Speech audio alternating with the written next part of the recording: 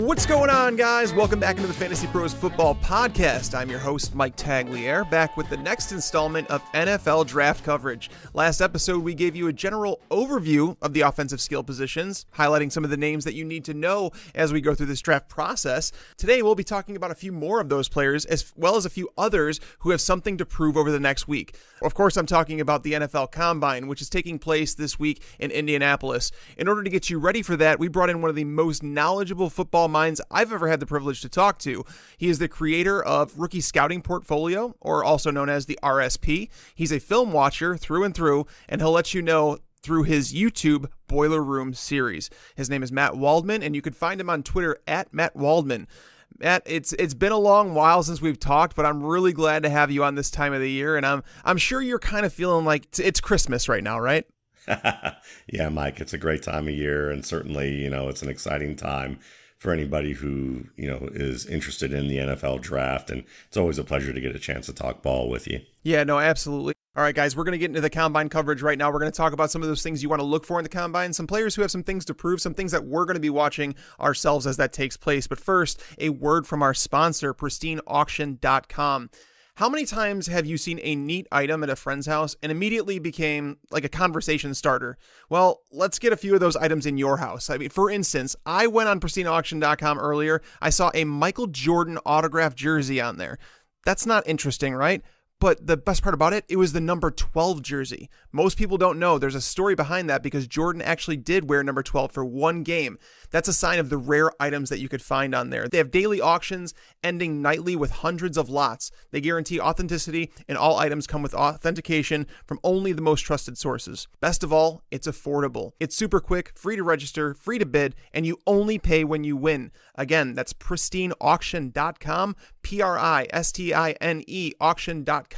When you go there, they're going to ask you how you heard about them. Make sure to let them know that Fantasy Pros sent you. That way, we can continue to do giveaways like the Amari Cooper autographed Cowboys helmet we're giving away right now. To get entered to win that helmet, go to fantasypros.com/contest for rules to enter. It takes just 2 minutes. All right. The part I like the most about the draft is because there's such a varying of opinions. And, it all comes back to like the draft as an overview right now. I mean, this draft class has not been as hyped as previous classes, which I find kind of odd. It's not like, when God creates natural athletes, it's not like, hey, I'm going to create this year a little bit weaker than the rest. Or, coaches are like, I'm going to coach this class up more.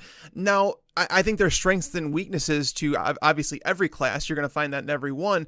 But you in general, what do you feel about this class? Do you feel like there's certain positions that have strengths to them? Do you feel like some people are overlooking some positions? Like, what's your general overview of this draft class? Yeah, I think it's a good class, and I kind of laugh about all the hype that goes on because generally what happens is the buzz and reputation for each class tends to start the day after the previous NFL draft, when all the people in big media really haven't watched enough, but they're asked to provide their take anyway. And then that builds upon itself until it's this, there's all this momentum generated for players that people really haven't studied in depth or enough in depth to really see what's going on. And then things change by this time of year. So it's fascinating how that works. And then at the same time too, I think part of what happens, Mike, is that there are certain positions that need to be really strong for people to say it's a good class. And that's not really fair, but that's just how it's driven. And I think quarterback is one of them. If you don't have 3 to 4 really top tier signal callers in terms of how the media thinks of them, then this is not going to be a great draft class. If you don't have great defensive ends, it's not going to be a great draft class. That tends to be, same thing with certain top linemen. So in this particular class, for, the purposes of why we're doing this show, wide receiver is very strong this year in terms of people who enjoy the big, tall, fast athlete. And there's also some diversity in that class. So that's in terms of athlete types and skill types, because wide receiver really is 3 different positions nowadays. And so, there's a little bit of, there's more than a little bit of everything in that class. The tight end class, I also think, is very strong this year. And it's stronger than it's been. And it's also one of the most difficult positions for a college player to transition to the pros. So what ends up happening with that is that, we had a good class 2 years ago, a really good class 2 years ago, and it usually takes 2 to 3 years for that position to really bloom. And we saw evidence of some of those players kind of rising last year, and in guys like Kittle and Howard and the like. But I think this class may not have the firepower at the top like an O.J. Howard, but there may be more depth near the top than what we saw 2 years ago. And then, the running back class, people will say it's weaker, but it's only relative to what we've seen the past 2 years. And, the past 2 years, the only other class that I'd say compares to the past 2 years since I've been studying is the 2007 class with the likes of Matt Forte, Chris Johnson, Jamal Charles, and LaShawn McCoy, to name just a few from that. So this class is pretty good. It's underrated. And then the quarterback class, the thing about this class is that it's considered weaker. And I would say that, based on what we do know, sans team fit and developmental plan, because those two things really drive how fortunate a quarterback gets to be, because really NFL teams are just as complicit in ruining quarterbacks as the quarterbacks themselves, based on the way things work with their organizational setups. But this class, I think, has some decent prospects in it. But when I say decent prospects, I'd say in a vacuum, if teams knew what they were doing and didn't have an owner who decided that they were going to make them play right now, or that they were going to succumb to media pressure and that kind of thing, and then put them on a team that's ill-equipped, or with a coaching staff that was like kind of the Kyle Van Noy Lions thing we heard about last week, which I've been talking about for a long time, which is, the coaches are like, we didn't want to draft you. We don't even know what to do with you, essentially. But the GM and the owner wanted to draft you. And so now you're the square peg in our round hole. And that's why things aren't working out so well. And then they move somewhere else and do well. But it's easier for a linebacker or a defensive end than it is for a quarterback in that respect. It absolutely is. And I love that you brought that up, because I tell people all the time that coaching matters. And I think that, one of the reasons, I'm obviously from Chicago. And when Matt Nagy came to Chicago, they had asked him, what his expectations for the team was. And he's like, and it goes back to what you even said about, analysts talking about things that they really haven't had a chance to study. And Nagy's response was priceless. He just goes, I haven't had a chance to look over this entire roster. I'm not going to sit here and tell you that I'm going to try and force anybody into a role. I'm going to find out what everybody's strengths are, and I'm going to work around them. That's my job.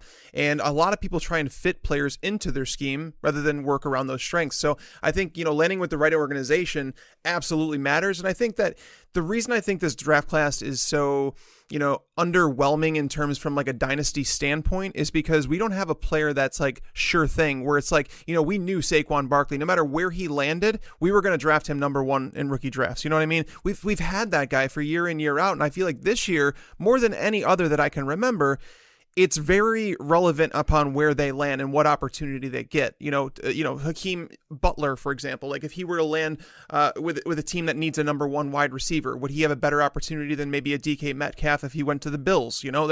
There's so many different things, and that's why it's like fantasy rankings right now aren't going to be very accurate. I think you're going to see a lot of things shift once the draft actually happens and we see a lot of these landing spots. And truthfully, it probably should all the time. But there's just no clear cut. Like, I just feel like there's not many can't miss prospects, if that makes any sense. I do. I mean, I understand that. And I think part of it is that, especially with positions like running back and tight end, those are difficult because running back, to me, I believe there's a high level of talent in the NFL, and there's a talent glut at that position.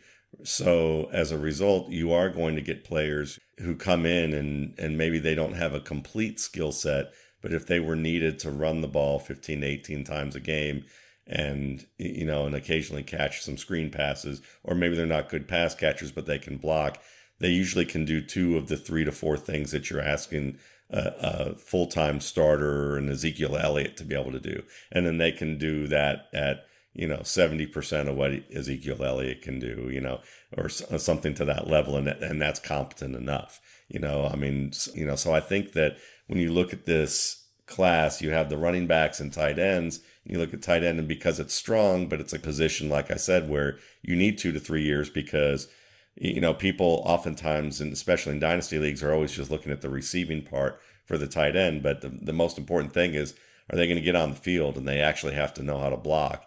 And so you have to really study that blocking to see, is this an every down guy or is this a big wide receiver, hoping and praying that he gets drafted by a team that's going to only use him as such. And the last guy that I've known that I remember seeing that was actually used as purely a big wide receiver when he was listed as a tight end is Jimmy Graham. So it's not like there's a lot of that. Definitely not a lot of those. And real quick before we get into our combine coverage, Mike Gesicki, if you're in a dynasty format right now, are you buying or are you selling? No, I'm selling, and I'm not a fan. I think that my fears with him last year were that he's a workout warrior, but when you look at how he plays in terms of with balance and his ability to get in and out of breaks with his routes and the type of balance that he had and his ability to work through contact and just play the game in terms of I had concerns about that and I wondered how good that was actually, whether that was going to be an issue with him.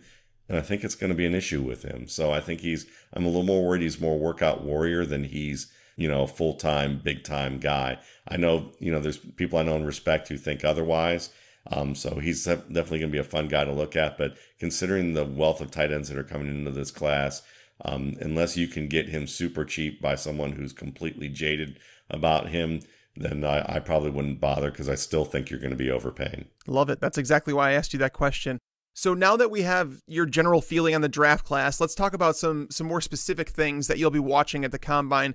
Let's start at the wide receiver position.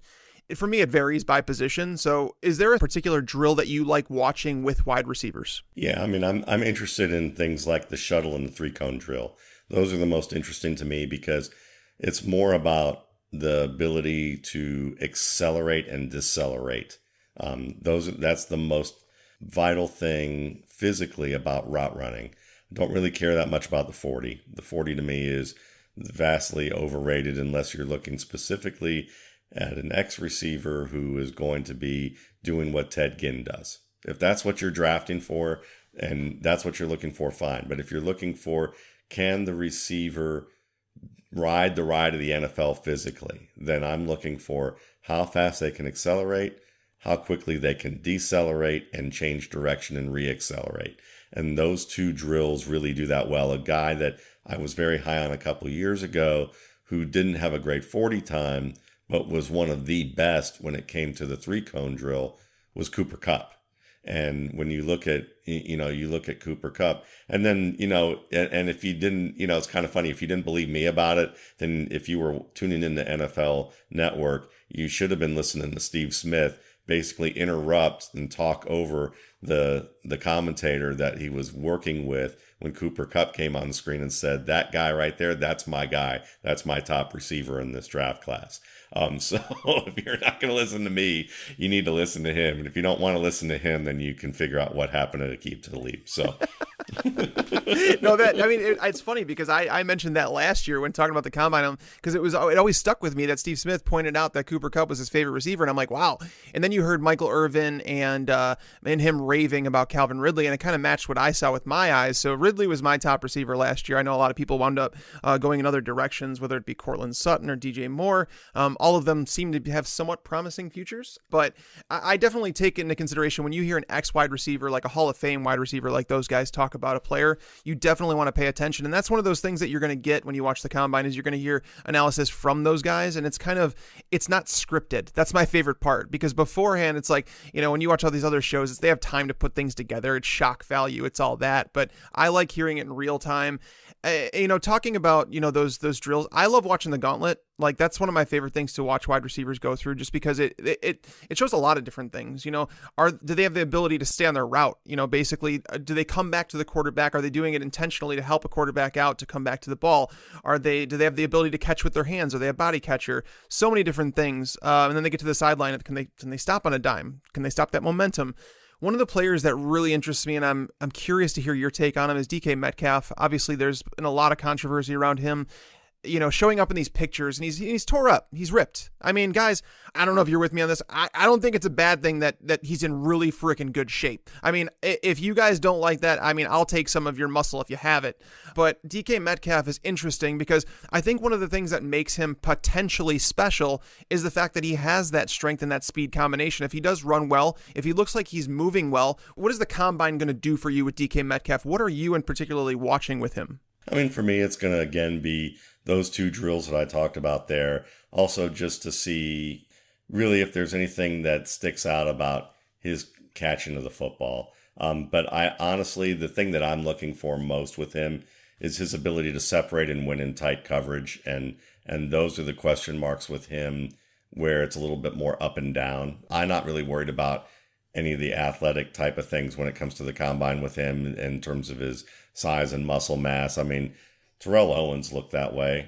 Josh Gordon looked that way. Unless he came into the combine, came into the season looking like David Boston in Ohio State, and then came into an NFL camp looking like David Boston with the Arizona Cardinals, which are like two different people, then you have concerns about that. But no, I mean, my biggest concerns about him are really more about conceptually how he plays the game and really if he tracks the ball well and he's consistent with certain techniques that he uses. And that's only more about how soon could he get on the field and make an impact. Because to me, I was a Dante Pettis guy as my top receiver, and I had Ridley and Moore pretty quickly, but I had Cortland Sutton ranked 20th on my list, and it was because he didn't have great technique as a route runner, as a receiver and pass catcher. And there's starting to be some rumblings about his work ethic right now. So it's going to be interesting to see how his next year develops, whether that's all just talk or whether he's going to put that to rest. Yeah, no, for sure. Are there any wide receivers that you're like really looking forward to see that maybe you didn't get as much tape as you wanted to? I think that Alex Wesley out of Northern Colorado, he's someone that a lot of people are looking forward to seeing just because there's not much tape available on these smaller school guys. I remember with Adam Shaheen back a couple of years ago, a lot of people were upset that they didn't get to see more film on him. Is there anybody that you're really just looking forward to see at the Combine? Yeah, I mean, I guess when it comes to, the certain players, I mean, and some of these guys, I'm not even sure if they're going to be on there or not, to be honest. But, some guys that come to mind are Xavier Ubosi of UAB is a small school guy, whether it's a combine or pro day. I'm interested in seeing his workout. Jamal Custis of Syracuse is another one that I think, or Custis, I'm pretty interested in seeing what he's about. And some of the marquee guys interest me. I mean, certainly Hakeem Butler, I want to see just how quick and how good his acceleration, deceleration are. Tyree Brady's a player that I really liked. And I'm interested in what Miles Boykin, the Notre Dame player, I mean, at his size, just how fast or quick he really is. And then probably my favorite small school guy, and I'm not sure if he's been invited or not, but I think he has been, is Emmanuel Butler in Northern Arizona. I believe he was too, yes. Yeah, I've long talked about him. I was talking about him, I think last March, as a guy that was one of my favorite kind of lesser known guys, and tape with him has been difficult to get. And so, he's a guy that with a good showing athletically, I think if he shows up athletically as a top D1 player or FBS player that we've seen, like if he shows up athletically the way, say, Kelvin Harmon shows up or Butler shows up, or even just remotely in that range, then he also might be the best pure pass catcher in this draft. So he could have a really exciting bump. Nice. I like it. And Hakeem Butler's one is interesting to me too, because I want to see, he's one of those guys in the gauntlet. I want to see him with his hands because he's someone that does really well in contested catches, kind of like a Auden Tate last year. Auden Tate was really good in contested catches. He just struggled to get separation. I had watched a short video recently. Calvin Johnson was working with Hakeem Butler, and I love seeing that. Calvin worked with AJ Green before AJ Green kind of took off, and he became a better route runner after working with Calvin. So I wonder, if Butler took some things from Calvin, if he, one of the things that Calvin pointed out right away was get your hands up. Basically, DBs were able to get their hands on his chest too quickly and break up his route. And he's a lanky guy, but he seemed to have a lot of concentration drops in terms of like easy ones that would come over the middle when he tried to use his hands too much. He just was more of like a contested catch body receiver. Like, I don't really know how to explain it because it seemed like a lot of those should have come in. So I want to see him in the gauntlet. Does David Sills stand out to you? Because to me, every time, when I put my list together, I always go, and you look around, you try and get the consensus, be like, am I out of my mind? Do I like this guy too much? And David Sills seems like he's someone that, compared to what everybody else is, I like him too much. Does anything stand out with, to him that you'd like to see at the combine, or are you down on him? Yeah, it's a good question. I'd like to add, a little bit to Butler, because Butler might be my favorite player in this draft class. So I think that he is close to a can't miss talent, even though he has things to clean up. And I'm not really worried about the concentration issues, because to me, if it's a concentration issue, it's not so much a technique issue. And from what I've seen with technique, it's been pretty good. And also when I look at the gauntlet, what I'd really like to see them do, and really one of the things that this could be is what I would like to see people do in the combine or with workouts. And one of the things I'd like them to do is have a actual set of drills that see how well they actually track a football in the air. Because, you can teach to the test with the combine in a way that you can't when you do certain ball tracking drills. And guys like, Sammy Coates can be really enticing for the fact that they're great athletes and that they catch the ball well in certain circumstances and certain types of targets. But if they did just a simple drill of throwing the ball up from behind his back and telling him to look up and track it, they probably would have seen right away that he was not the guy they wanted to draft, depending on how they were going to fit. Now, when it comes to Sills, I'm not high on Sills at all. I have I think he tracks the ball well as a vertical receiver when he's open. And when he gets open and he has a quarterback who's willing to throw the ball in tight, he can make those plays. So that's a good thing. If you have a quarterback who's accomplished on that level, then I think he can be a competent player who can produce. But I have real concerns about his ability to separate, especially against physical coverage, and to hold up against physical play. I think he's a little bit of a wilting violet when it comes to physical play. I've seen that on film with his ability to separate. And then also just even at the Senior Bowl, there's certain drills that they do in practice that actually are meaningful. And they're few and far between, to be honest, But the one that I've always found the most telling is whenever they decide that they're gonna put receivers within a 5-yard, width, and basically put them one up on a cornerback, and they're told to make get an efficient release against that defender, and they can't veer too far wide one side or the other without going outside the boundary. If they do, then they basically failed the drill. And they've done this in different forms every year with different coaching staffs, and it's one of the most consistent drills I see. And Cooper Kupp was a good example of a guy who 2 years ago literally had a library of moves that were efficient, and he used a different one every time to win against every single guy he faced. I had never seen a receiver at the Senior Bowl do that in such fashion. In contrast, this particular class of players who were there were two guys that were like starting to look like they might get it by the end of the drill and may actually start to separate against someone, but none of them could really separate. And the guy who had the most problems for me, unfortunately, was Sills. Sills could not figure out a way to make an efficient release, and it was interesting to watch that, because it really did speak also to his tape. And so, to me, he's going to get the reputation of put your hands on him and he's not going to do anything. So he's going to have to really develop that area of his game, and I don't think the combine's going to show that. Yeah, that was my biggest concern too, is that I pulled up my notes when you started talking. I'm like, all right, I got to see, compare. The lack of size could be an issue. Press coverage is the biggest question mark for him. He's not going to be a yards after the catch guy. So I started thinking about NFL offenses, and I know he's 6'3", but he is lanky at 203 pounds. I don't know if he puts on some weight for the combine, maybe, but at the same time that could hurt separation a little bit too.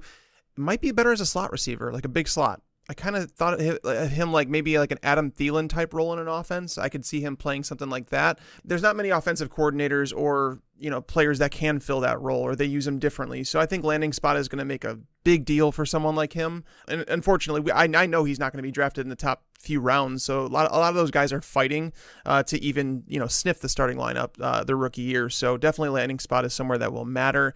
We talk about size of wide receivers. Let's go on to running back. I love watching the agility drills of the running back, and one player who's going to look fantastic in them, Devin Singletary. I think he's going to look fantastic, but The question is, what's his size? Does he come in under 200 pounds?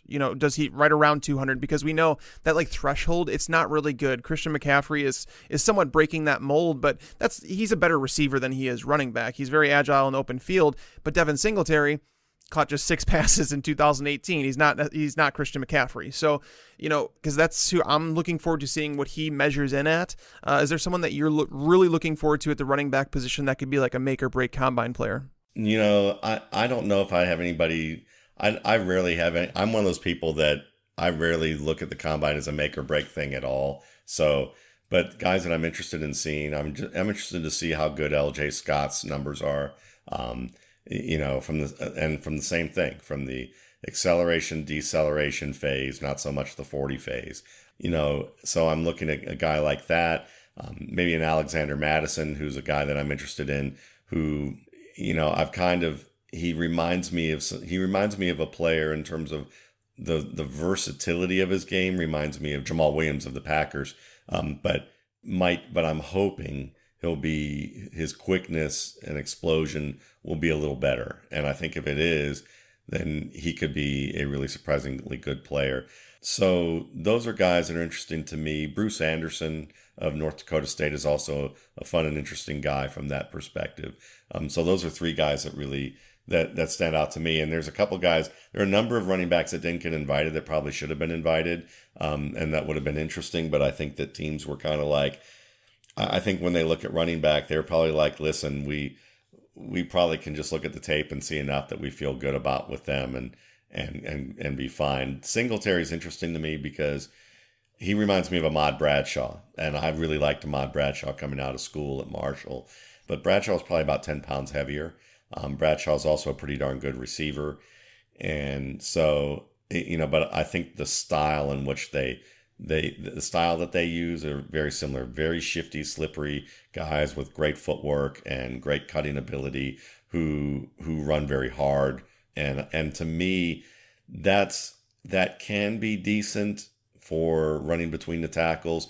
But the reason that Christian McCaffrey is breaking that mold is basically when it comes to running between the tackles, we mistake the need for power.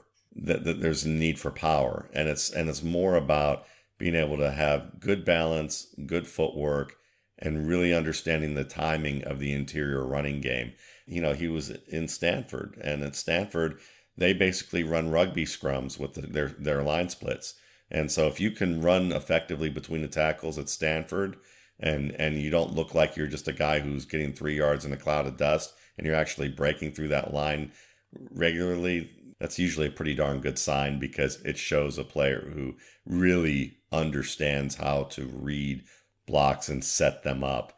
And that's a very difficult skill that I think is oftentimes in fantasy circles overlooked and just kind of written off. Well, speaking of Stanford, that's like a perfect segue for me. Bryce Love. Which player is a team drafting? Are they going to draft the 2017, close to Heisman winner? Or are they going to draft the version that kind of flopped? And I always applaud players if they go back to school. They're betting on themselves. They're doing some things to better themselves. Like, I don't think that it was necessarily a bad decision. It's going to cost him some money. But what do you want to see out of Bryce Love? What player do you think he is? Do you think that, 2018 was kind of just like, well, there's somewhere in between? I feel like it's somewhere in between where he's not going to be. I compare him to somewhat of a Chris Johnson type running back. I can't wait to see his 40 time. I feel like he is going to blow some people away with his 40. And if he does that, does he get the Chris Johnson comps? What do you think of Bryce Love? I'm probably in the minority. I never saw the hype in Bryce Love.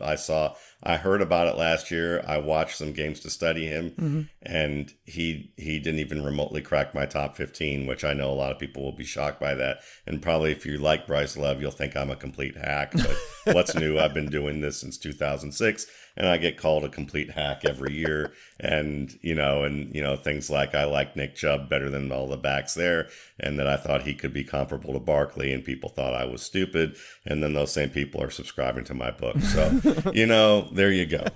Bryce Love, to me, he had better opportunities to get into the secondary last year than he did this year. And that's the difference in terms of the player.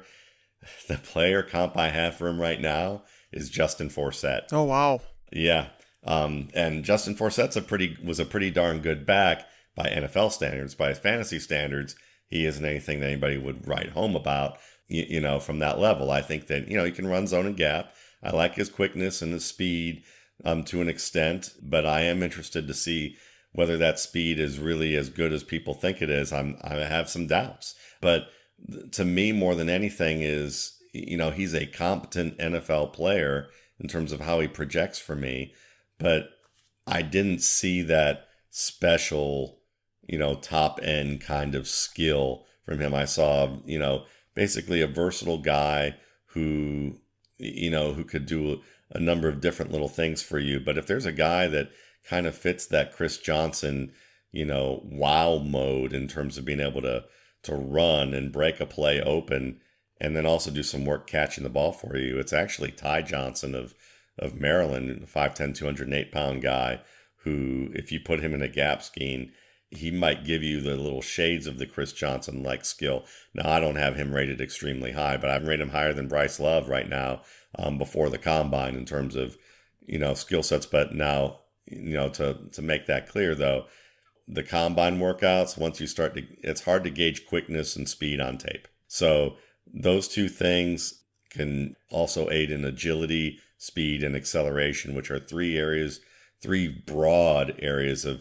like numerous things that I look at for running backs that encompass those things. So with those combine grades, that can change my scoring by, 3 to 4 points. I grade on a 100-point scale. But, what's separating Bryce Love from a guy like Ty Johnson right now is only a couple of points.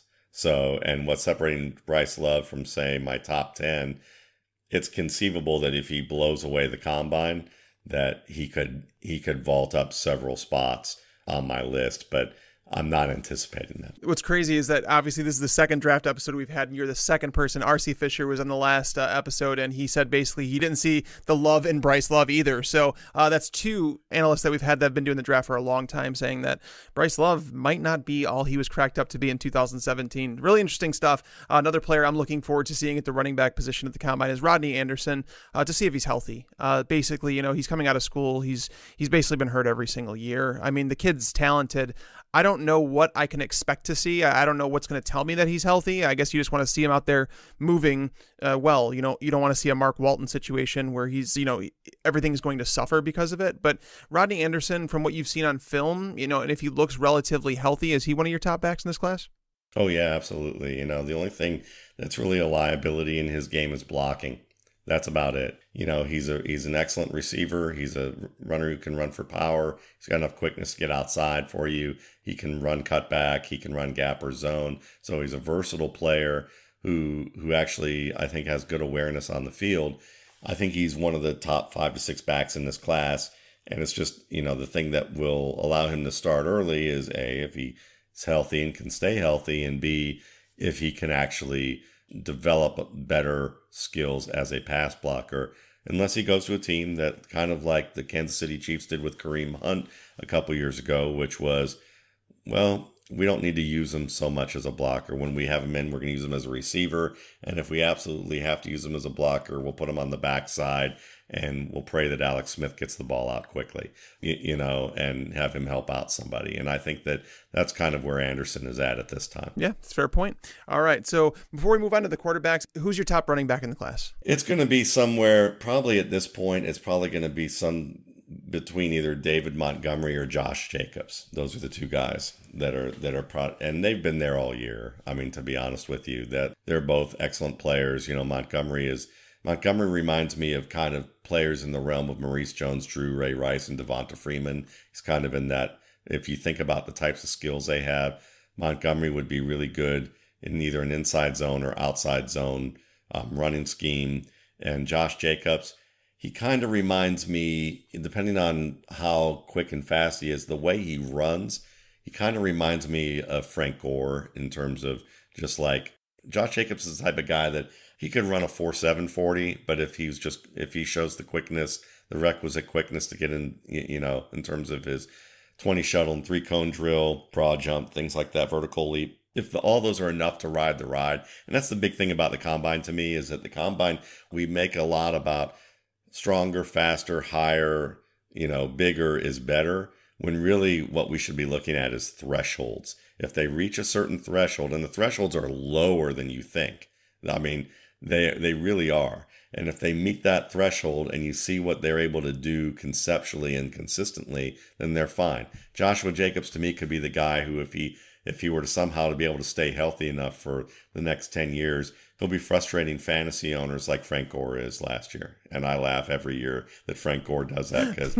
I absolutely love the guy. And maybe it's because it's the older man in me now.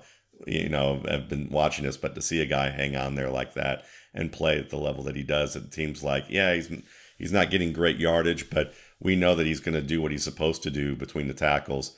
And if he says he's going to get 3 yards for us, he's going to get 3 yards for us. He says he's going to get 7, he's going to get 7. Whereas with Kenyon Drake, Kenyon Drake's game is like screaming to get you 58 yards, but he may lose 8, and fumble the ball. Or, it's like, because it's just not as disciplined. He's getting better. He's getting a lot better, and that's exciting development. But Frank Gore, he is a master craftsman, and teams literally teach Frank Gore's tape. Running backs coaches in the league get Frank Gore's tape to show young running backs, and it's just up to running backs to listen and figure out how to work it. Josh Jacobs has that kind of game. It's that's a great comparison. He's always fighting for those extra yards at the end of his carries, and that's one of the things that I do like when watching Josh Jacobs. He does work hard for his yardage.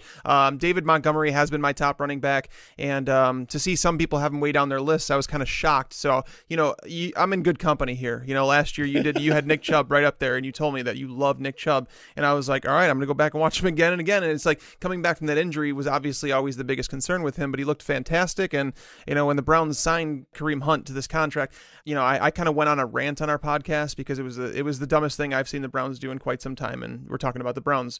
But Nick Chubb is the better running back. I stand by that.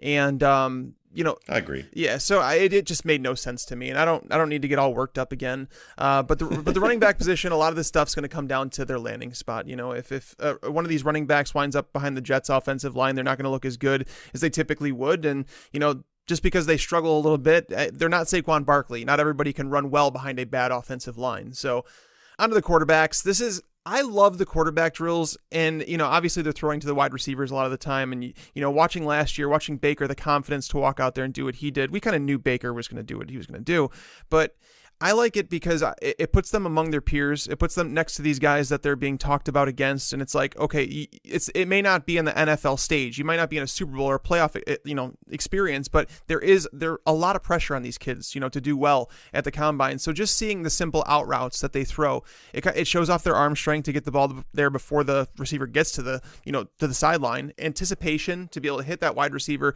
before his break, and accuracy. So there's so many things with that little out route that I like to see. Everybody's going to be talking about Kyler Murray, the measurements. I'm not a stickler for height. I'm really not. Last year Baker was my number 1 quarterback before it was the cool thing to say. I felt like he was tall enough. I have my concerns about Kyler Murray because, I was talking about this with a friend actually last night. I'm 6'2". All right. When I'm standing next to a guy that's 6 foot, maybe 5'11", it's nothing. We're having a regular conversation. When I'm standing next to a guy that's 5'8", 5'9", it's like, oh, wow, he's shorter. It's something you absolutely, positively notice as a guy that he's shorter. And I'm thinking to myself, at 6'2", I'm shorter than most offensive linemen. These guys are 6'4", 6'7", in between that range.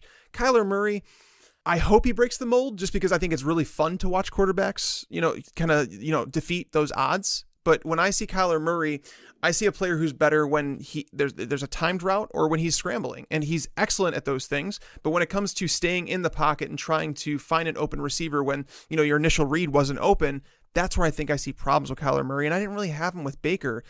Am I way off base here? Do you like Kyler Murray a lot? Or are you really, really interested in seeing his size at the combine? In terms of height, I'm not worried about the height, but I'm worried about his frame. He's a little guy in terms of frame. He's a guy that when he's running the football, when he gets hit, the ball pops out. It's just basically that's something that's got to be corrected. But I also just wonder of how, the point will be, well, can you catch him? And the answer is yes, you can catch him. In the NFL, you're going to watch him against Alabama.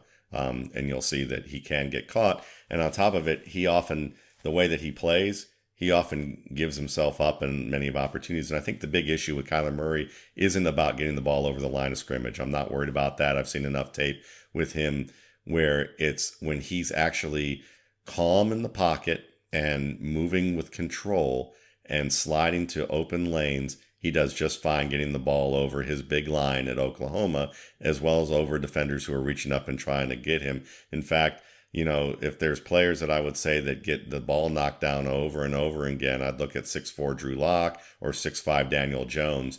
And those would be guys that I'd be more worried about them getting deflected passes, because it happens to them in their games all the time. But the issue with Murray to me is that he is so quick, he leans on that quickness. People worried about that with Lamar Jackson last year, but Lamar Jackson has very calm feet in the pocket, and he's a player that, while he can run around in reverse field and make people miss, he generally waits till very late to move, and he takes very efficient steps to stay in the pocket, to just slide away and keep his feet and look downfield. Kyler Murray's more Michael Vick-like, where he will drop his eyes, he will flip for 5 steps in one direction and come to a quick stop, and then suddenly make a jump cut to another direction and then hop into there. And when you're dropping your eyes and then resetting your eyes, or you're running to a spot instead of taking controlled footwork steps the way Lamar Jackson does, or even a guy, of course, like Jared Goff or Tom Brady, or even Russell Wilson to an extent, you'll see some of this more controlled and efficient footwork. They can actually keep their eyes downfield and see who's open, and also be in a position to throw at moment's notice. Whereas with Murray, he's got to start. He basically breaks down and has to build back up his throwing base every time he moves. And that's the problem for me with him, is that because of that leaning on the stop-start quickness and change of direction so much, that sometimes he leans on that too much in the pocket. Now, he can hitch and climb a little bit in the pocket pretty well, but it's something that it seems like that as he starts to play better teams or more competitive athletes, he tends to lean more, again, he falls back on that athletic ability, and his game from the pocket falls apart a bit. And so for me, that combined with the fact that a lot of his first reads are embedded look-offs of the safety, but when it comes to like actually dropping back and timing your feet with your route combinations and looking at your second and third read and being able to slide away from pressure and then look off a defender and truly be able to manipulate the coverage where it isn't embedded into the play, that's where he's a little bit more of an unknown. And because of that, those are my concerns about him more than anything. I'm going to give you a comparison that I have of him, and I did recently an hour-long film room on YouTube at the RSP Film Room on him. The player I compared him to was a very oddball comparison, because people always look at things like height and weight as a way to say, well, he looks like this type of player. But the guy, in terms of where he'd fit best, is in the Eagles type of offense, which is very much similar to some of their concepts that Lincoln Riley has run, where it's like you don't ask him to drop back, more than 2 to 3 steps. You have an embedded look off. Basically you're asking him to throw the ball from a quick setup, no more than 25 to 30 yards. And if you're going to ask him to throw the ball more than 40 yards, he's usually scrambling and throwing the ball behind the safety, where he doesn't have to be pinpoint accurate with the timing game, because that's where Carson Wentz just can't get that together. And that's why they changed him, even though he's a West Coast quarterback in terms of influence. They put him in this offense after a couple games 2 years ago, where after about the first 3 to 4 games, and he started to thrive because he has certain limitations, but he also has certain really great strengths. And I think Kyler Murray, to be honest with you, reminds me of stylistically of how he would fit with an offense. He needs what Carson Wentz needs. And if you could put him in the Eagles offense, you'd get a more explosive version of Carson Wentz with a more accurate deep arm. He just wouldn't have the big guy, the big frame with it. If you're a quarterback needy team, do you want them drafting Kyler Murray? If I'm a team that is going to adapt to what he does and adapt the offense to him and what he does, yes, I would be okay with that if I'm going to draft a quarterback in this class. But I think that there's probably 4 to 5 guys in this class who could have as good or better of a career than Kyler Murray. They just don't have his upside, but his downside is great enough that, again, that fit is gonna be so important. And the NFL, as we stated from the beginning, it's easy to be skeptical about how they're going to handle it. That's the crazy part, is like, that's what I keep going back to, is like, Lamar Jackson going to the Ravens. I thought it was a terrible landing spot in terms of, what they were able to do. And they made it work, honestly. Like, I have to give them credit. I had no faith in that coaching staff to be able to use Lamar Jackson the way that they did down the stretch, but they made it work. I don't know of any quarterback needy team that really has a coordinator in place that might be able to build around Kyler Murray the way I would want to. And I actually agree with you. I think a team like Jacksonville, if they had a better offensive mind, that they don't, if they had someone, because the defense is in place, Kyler Murray, someone if you build around, he can not lose a game, kind of play that ball control style offense that the Ravens did down the stretch. I'm really interested to see where he would go. It was just more of like if you were a fan of a team, would you want them drafting him? And it's like, I just think there's a lot of question marks there. But if you need a quarterback, it's not a great class. I mean, Dwayne Haskins, very limited experience. Daniel Jones, I'm interested in seeing him at the combine. I want to see him throw the ball down the field. I felt like they lacked some playmakers in the Duke offense. I felt like he does check down rather quickly, but I want to see if the accuracy is there when throwing in rhythm. Granted, there's going to be no pressure on these guys. It's not. But you don't think so? No, it's not. He is the most overrated quarterback in this class, in my opinion. And if I'm wrong, fine. But I wouldn't even draft him in my top 7. He will be 10th on my board, most likely, barring anything new development. He is not the sum of his parts. And part of the biggest problem that we have, Mike, with quarterback evaluation is that, as much as these coaches espouse how great Bill Walsh was and that they've read his book, The Winning Edge, they obviously haven't absorbed his lessons, because one of the things that Bill Walsh talks about a lot is that some players' games are the sum of its parts. Some players' games are not the sum of its parts. Sometimes the sum can be greater than their parts.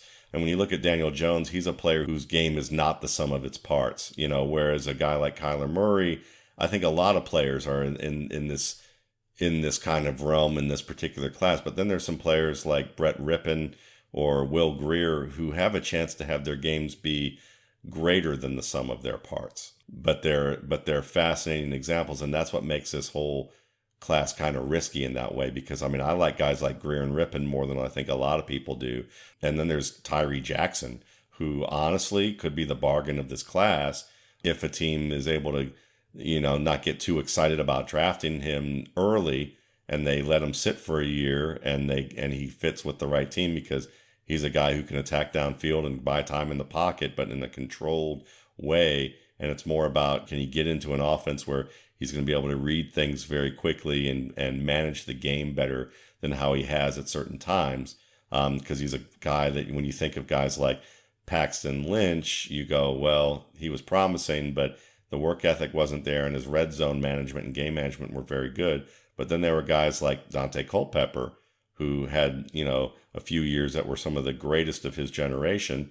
And then you have guys who are even more functional and higher end talents like Ben Roethlisberger and Cam Newton. And Tyree Jackson, physical skills and some of the things that he does really well fit within that spectrum, from good to bad, of those players. What's crazy is hearing you talk about Daniel Jones. It's some people were talking about it. I want to say that there's rumors that some people are considering him as the first quarterback off the board. I haven't seen enough to say that. And I also won't say that I didn't see enough to drop him to down to number 10 on my board. One guy that I was really interested in seeing, and again, I want to see these guys against their peers. I think Will Grier is going to do fantastic in the passing drills. I feel like he's a guy, when he's throwing in rhythm, he's fantastic. He makes some throws that you're just like, wow, that's an NFL throw. And then there's some times where it's when he's forced to scramble in kind of decision making, he's throwing the ball into triple coverage at times. So I think Greer's going to look really good at the combine. I would imagine people are going to walk away impressed with him. Jarrett Stidham, what do you feel about him out of Auburn? Well, it's funny. He's on my list to finish up watching tonight, actually. So I've got a number of games that I'm going to be watching. But I do want to mention that with these combines, the thing that's funny about this is, to me, quarterback is the ultimate performance craft position. And so I always talk about music, a lot of times, and use a lot of analogies to music and improvisational performance with music. And I think the combine, the way you framed it, saying that it's kind of there's pressure on them to perform and who's going to shine and who's going to not, make sense. It's very much like a tryout. And if you've ever been to auditions, I was a very good audition musician. But there's a difference between actually still being good at auditions and being good in practice and being good in performances. And I think Will Greer is not a good practice player. And I'm interested to see if he's a good audition player, because I think the Senior Bowl's still a little bit more of an audition more than it is a practice, because it's a showcase. And Will Greer got really hyped up for that, I think.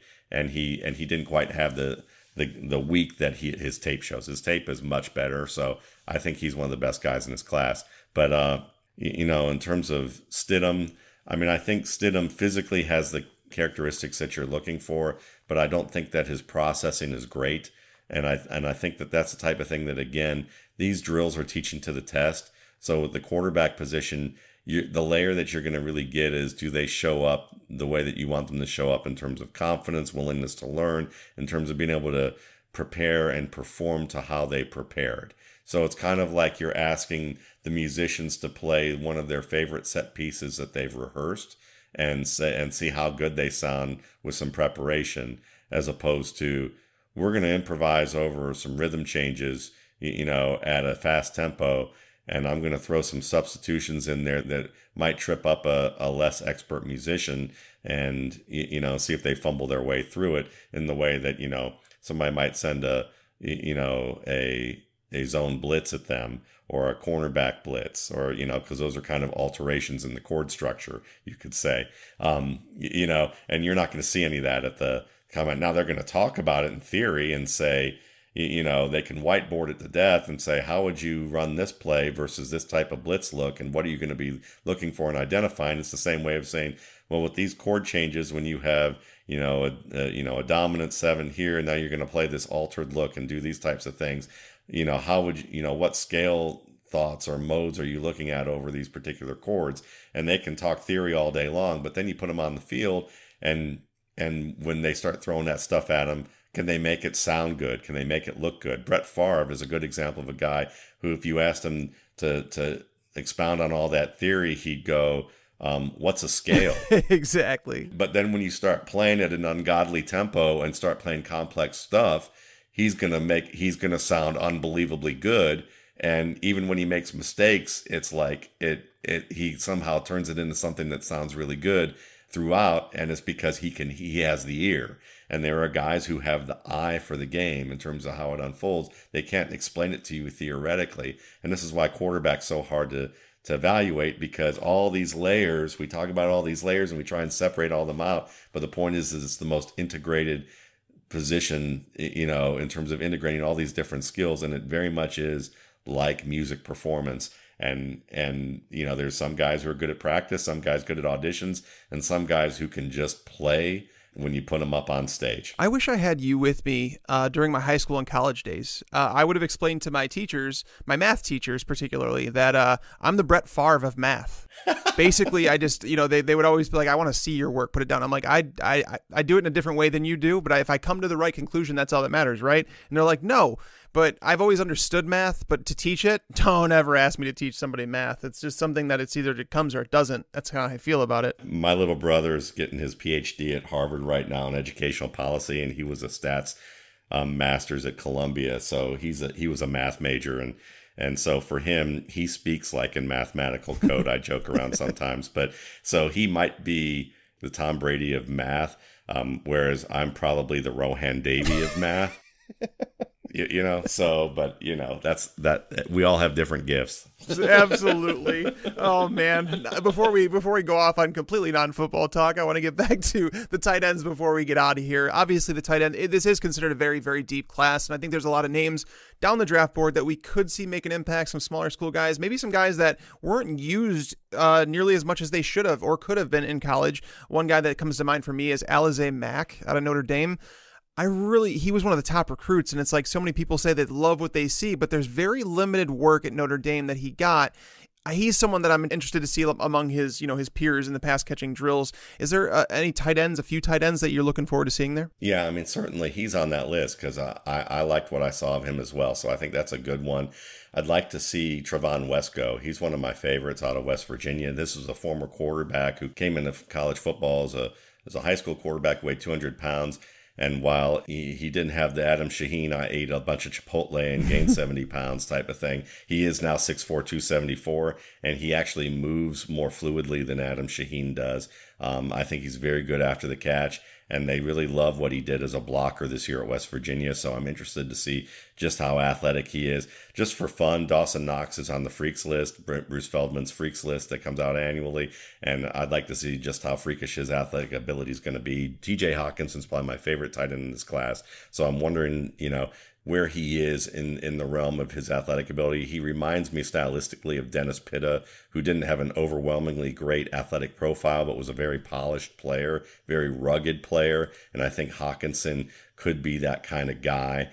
Some guys like Keenan Brown, I don't even know if he's has an invite, but Keenan Brown and Dax Raymond are kind of interesting. Zach Gentry at the 6'8", 262, just, whether or not he has enough of that fluid athletic ability to be the type of receiver that he shows little flashes of.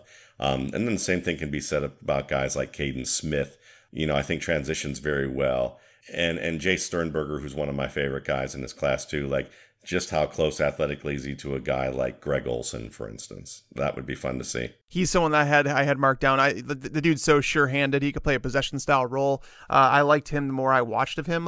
I like Irv Smith Jr. He's my favorite tight end prospect. I feel like Hawkinson, I think you're going to see some of the hype die down a little bit. I don't imagine he's going to run a very fast 40. I think he's quick enough, but I don't know if the ceiling is limited with him as a receiver. And, do teams covet that enough to take in the first round of the draft? Some people are projecting him as high as, the top 15. Some people are saying that he's going to fall the second round. I think one thing's for sure. He's a top 3 tight end on everyone's board. It's just a matter of, how do you order them? And I think that Irv Smith, he reminds me a lot of OJ Howard. I mean, I would take Howard over him, obviously, and he's a smaller version, but I think he's very versatile in the way that you can use him. He reminds me of Delaney Walker. I love that comp. And that's a really good one. I think everybody would be pleased if he turned into Delaney Walker. And so that's the thing. Do you want Delaney Walker or do you want Dennis Pitta? And I think that most people would say, I want Delaney Walker. But if you remember Pitta when he was actually healthy for, the brief bit of his career, you might say, well, not so fast. I could be okay with Dennis Pitta. Pitta had a long career, yeah. So it's kind of, they're both very good. And then you throw Sternberger into the mix, and if Dawson Knox and Trevon Wesco are guys that are high on my list that can show up and do their thing. We haven't even talked about Isaac Nada out of Georgia, who was also very underused. And of course, Noah Fant, who the other Iowa tight end who often gets more hype, who kind of is more Dustin Keller-like to me than a lot of people may. There's a lot of people who love him, but I see a little more Dustin Keller in this game, which isn't bad, but it's not great. Keller fights the ball. Yeah, Keller fights the ball a lot, and he's not. He also unfortunately started his career with the Ryan family and Mark Sanchez, so that may not have helped either. Yeah, no, no, it definitely wouldn't help. That can get you off on a bad track, and then you're never going to come back from that. Like somebody, I'm just going to throw out a name there just because I'm sad that I didn't get to see him play really, and I don't know if he's ever going to. Is Ardarius Stewart? I feel like he was someone that I was looking forward to see at the next level. Me too. We might not ever see that, unfortunately. Right. But it is, as I've said, it's the most wonderful time of the year. It's Christmas time for those of us who I just love the draft because again, there's so much, when we're talking about redraft, when we get into August, we're arguing over 2 draft spots. Here, basically we just went through this with Matt talking about a guy that some people have as QB1, he's got his QB10. Bryce Love outside of his top 10 running backs. And it's like, this is the area where like opinions are so split. So I love listening to everybody's opinion and kind of breaking it down and dissecting it. So I appreciate you taking the time. I know it's a busy season for you, but thanks for coming on, Matt. Definitely appreciate it. Hey, Mike, it's always a pleasure, and I had a lot of fun. Absolutely. All right, guys, this is going to wrap up this episode. I'd like to once again thank Matt for joining us and providing insight on the week at hand, the NFL Combine. If you have any questions about anything we talked about today, I know Matt and I are both pretty active on Twitter this time of year. He's at Matt Waldman. I am at Mike Tagliere NFL. Thank you again to our sponsor, Pristine Auction. But most of all, thank you guys for the continued support. Until next time, lights out. I just wanted you to watch me dissolve.